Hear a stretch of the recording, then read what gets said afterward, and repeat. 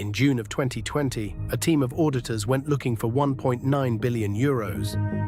It was supposed to be sitting in 2 bank accounts on the other side of the world, the cash reserve of one of Germany's most celebrated companies, the proof that all of it was real. There was just one problem: the money wasn't there. It had never been there. And as investigators pulled on that single thread, the whole thing came apart in their hands. This was not an accounting error.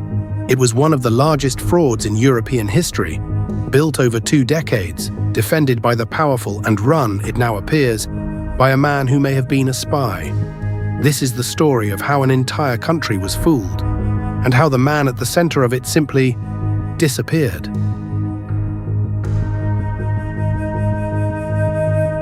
It began in 1999, in the wild early days of the internet.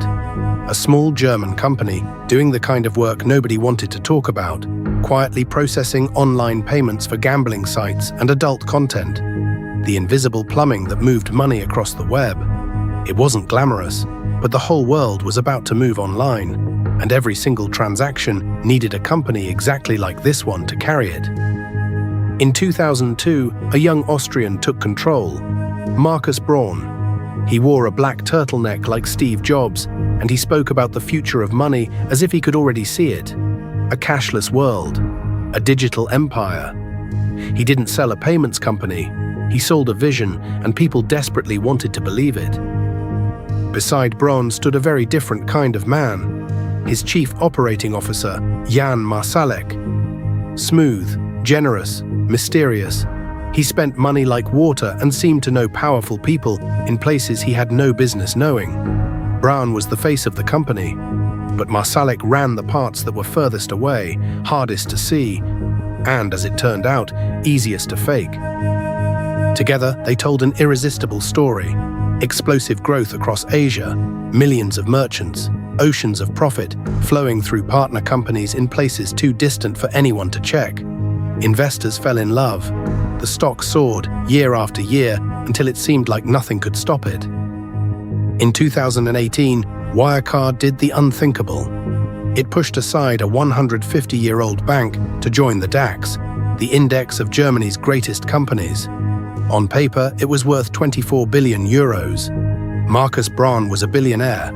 Germany finally had its technology champion. The country was proud, and that pride would blind almost everyone. But not everyone was in love. In London, a reporter at the Financial Times kept asking one simple, dangerous question: where exactly are the profits? He'd been tipped off that Wirecard's numbers didn't add up, and the deeper he dug, the stranger it became. Enormous parts of the business ran through obscure partners, companies that, when you went looking for them, barely seemed to exist. And then a crack from the inside. In Singapore, a young lawyer working for Wirecard discovered something disturbing in the company's own books. Money described in places it wasn't. Profits that didn't reconcile. He gathered the documents, he raised the alarm, and quietly, those documents made their way to the journalists in London. The lie was beginning to leak. Then something extraordinary happened. Instead of investigating Wirecard, the German authorities investigated the journalists. The regulator banned investors from betting against the stock, an almost unheard-of move to shield a single company. They opened a case against the reporters for market manipulation. The message was clear: how dare you question Germany's golden company? The lie wasn't just surviving, the system was defending it. And then there was Marsalek. The chief operating officer seemed to have access to things a payments executive should never touch. Classified documents, security contacts. According to later reports, even the formula for a banned military nerve agent. Critics found themselves followed and watched. People who met him left wondering who he truly worked for. Because Wirecard, it seemed, wasn't only hiding missing money. It might have been hiding something far darker.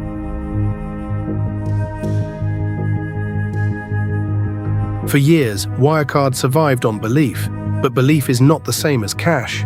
Finally, under mounting pressure, the company agreed to a special, independent audit. The auditors asked for one simple thing: proof that the 1.9 billion euros actually existed. Wirecard produced documents. The auditors checked them directly with the banks, and the banks said they had never heard of these accounts. The documents were forgeries. The money was a fiction. On June 18, 2020, Wirecard admitted the truth. The 1.9 billion euros, a quarter of the entire company, probably did not exist. The stock collapsed almost 90% in days.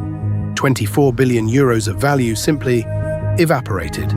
Marcus Braun resigned and was arrested, and Jan Marsalek, in the final hours, the man at the center of it all, did the one thing no one expected. He vanished.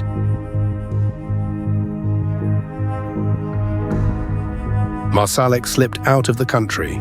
He boarded a small private jet from a quiet airfield, flew east toward Belarus, and disappeared off the map entirely.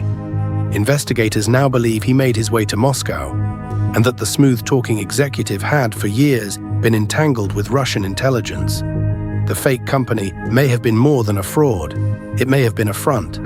To this day, he is one of Europe's most wanted men, and no one has been able to find him. Wirecard collapsed into insolvency, the first company ever to fall out of Germany's elite index because of fraud. Thousands lost their jobs, investors lost billions. And here is the lesson of the Wirecard file. The fraud didn't last because it was clever. It lasted because everyone wanted it to be true. Investors wanted the returns. Politicians wanted the champion. The regulators wanted the story.